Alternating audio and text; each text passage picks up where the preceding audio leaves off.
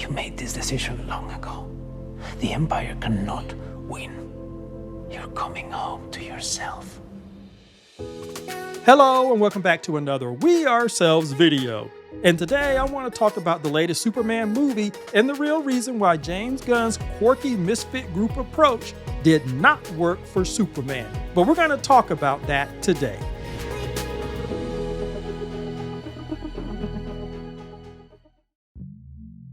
Before James Gunn's Superman movie came out, there were a lot of concerns and complaints, and I was one of the people who also complained about his approach of taking a misfit group of individuals and making them into a team, and how that would not work for Superman. But I want to say that the process can work for a Superman movie, or rather, it can work for a movie in which Superman is one of the characters. And that's the difference. When you have a movie that's supposed to be about Superman, then his normal way of bringing together a group of diverse individuals does not work because it's supposed to be about Superman and him not being part of a group. In this case, him not being part of the Justice Gang. But the process can work if the Superman is one of the people, i.e. if it's a Justice League movie. Now, we all know how a successful team-up movie goes because we've had plenty of concrete examples of them already. From DC, from Marvel, and from other movies outside of the superhero genre. And these movies have all been more or less financially successful, including some of James Gunn's previous movies. And we can go down the list, but all of them have what I call one of the big ingredients of all these movies is that iconic hero comic book frame, where you see all of the members of the group in the frame. The first Avengers movie had two of those in there. The first one is that iconic moment where you see the camera go around them and they're in the Battle of New York and they all come together for the first time as the Avengers.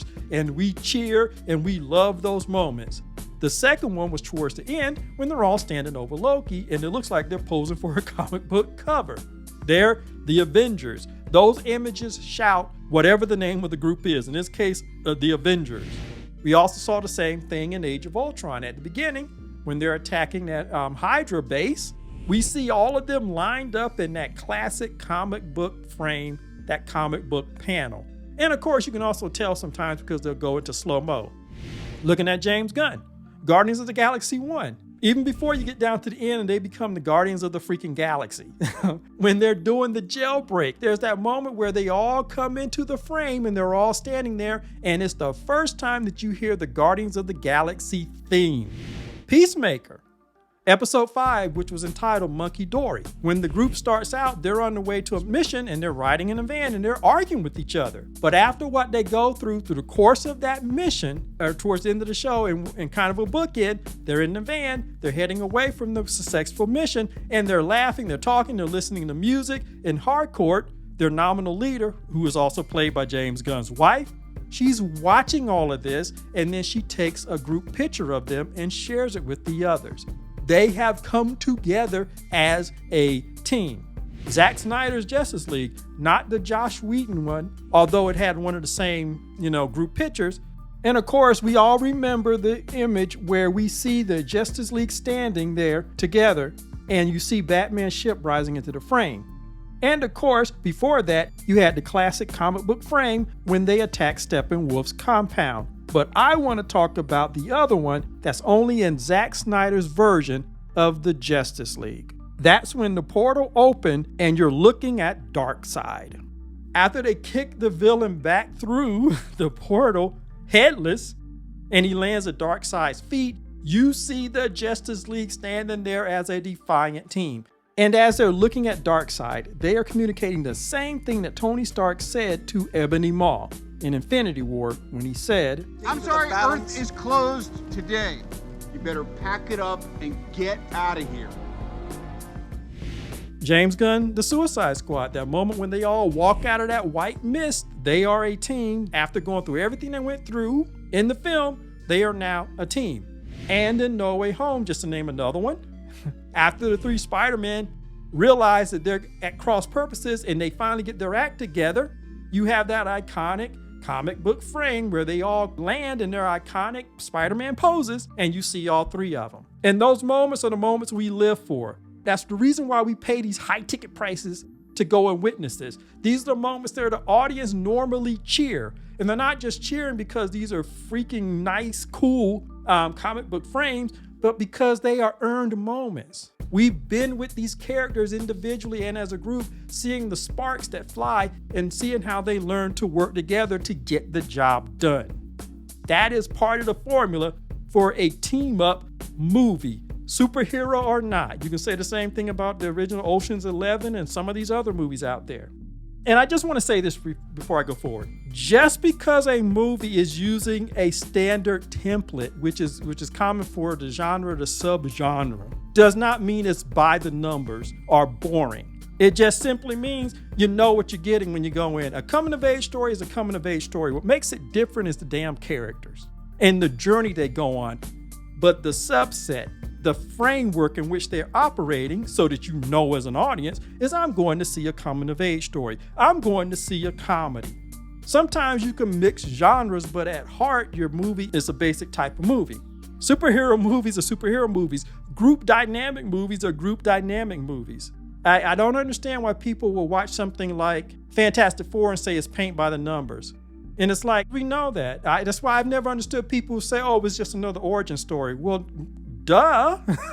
We need to know who the hell these characters are and how the studios have changed them from their source material or from other iterations that came before. An origin story is one of the sub-genres. It is the type of movie. We know that the first Doctor Strange is going to be the origin of Doctor Strange in the MCU. I don't understand why people say that they're bored because they can tell what was going to happen in Fantastic Four. I mean, come on, Captain Obvious. What superhero movie, with the exception of Infinity War, what movie do you go to where the superhero does not win? Of course the Fantastic Four were going to win. Of course Sue was going to use her powers. My point here is you have templates that you use, and one of the templates is the group dynamic movie. What makes them different is the individual characterizations, the problems, the story journey that they go on inside of this container, this framework for the story. Guardians of the Galaxy was different from Avengers, and we saw that when they teamed up in Infinity War and Endgame. Doctor Strange was different from Tony Stark, even though you had people who said, well, they're just the same characters. Well, we saw how different they were when they came together and how they did not get along, and we loved it. The Suicide Squad is different from Justice League, is different from the Peacemaker Gang, is different from the Avengers, which is different from Guardians of the Galaxy, which is different from this group and that group and the Thunderbolts and the new Avengers and whatever the hell you want. It's the characterization and the story that they go on inside of that group dynamic container that makes it different. It's the ingredients you put in. That is where the true creativity comes in, and it's one of the things that I talk about all the time with my writing clients. And I just wanted to pause and say that because I keep hearing these types of reviews and people criticizing Fantastic Four because they won. What the hell did you expect them to do? To go and lose? Again, Infinity War is an outlier. And you saw what it did to everybody when the gang lost. You know, we went through some emotional trauma at the end of that movie. But I digress. I just wanted to point that out because all of these movies had those key moments where you saw the group come together because that's what we pay to see, and those are the moments that the audience cheer for. It can work for Superman if you're doing a Justice League movie. But because you're doing a movie that just focuses in on Superman, it did not work. You never had that iconic moment where you saw the Justice Gang and Superman together as one. Yes, they kind of sort of worked together because you had Superman working with Mr. Terrific, but they were still at odds with each other, kind of, sort of. And the rest of the Justice Gang went over to stop that war like Superman had done in the beginning.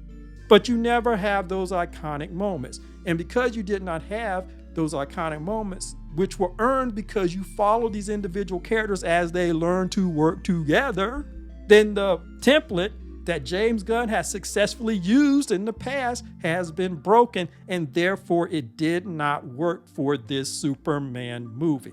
And I want to add something here very interesting. Please notice that was the same problem with Black Adam. People liked the Justice Society. I liked the Justice Society. Top of the list, everybody liked Dr. Fate, and they liked the actor who played him, Pierce Brosnan. Second, people liked Hawkman, which I thought was basically his audition. Aldous Hodges auditioned to be T'Challa, but that's another story. Black Adam, played by The Rock, was always a man alone. Just like Superman, he was never part of the other group, and at the start, they were actually at odds with each other. And even at the end, when they kind of sort of fight the villain, they're still doing it separate, and The Rock is sitting alone at the end of the movie on the throne because, he's The Rock. It wasn't a Justice Society movie. It was Black Adam, and so Black Adam was a man alone. And again, you had all the ingredients for a successful group dynamic movie, including them coming and learning to work together as a group and being a group at the end, but it wasn't there. Again, you broke the template. And I also think it's interesting that James Gunn, who's supposed to come in and make changes, he actually made the same mistake that Black Adam made. Interesting. But it could have worked if it was a Justice Gang, and he could have just gone ahead and just called it the Justice Gang. Or call it Superman, but at the end, Superman is part of the Justice Gang. All the ingredients that you put in there for the classic group dynamic movie would have mixed together, and it would have produced a better product at the end. But anyway, that's what I want to talk about today. The real reason why James Gunn approach didn't work for his Superman movie. And if you have other examples of other team-up movies that successfully work, you put it in the comments. So let me know what you think. Like, subscribe, and share. Also, thank you for the 2,000 plus subscribers, and I will see you the next time. The sleeper has awakened!